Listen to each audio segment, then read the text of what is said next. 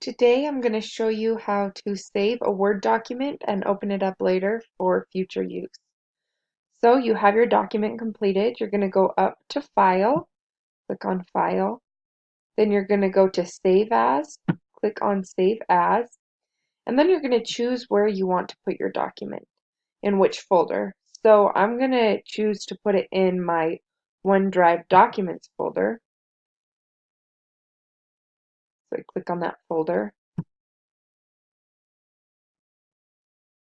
wait for it to open. There we go. Okay, then you're going to name your document. So for this, I'm going to name it screencasting, and we're going to name it badge 1 and save that. Okay, now when you exit out of this Word document,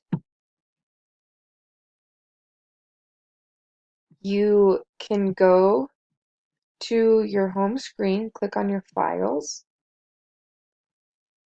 go to where you saved your document. So I saved it in my OneDrive documents. Then you find your document that you just saved, and so we named it Screencasting Badge 1. So I'm going to click on that. It's going to open up again.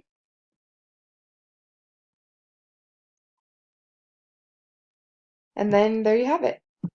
Opened a new document.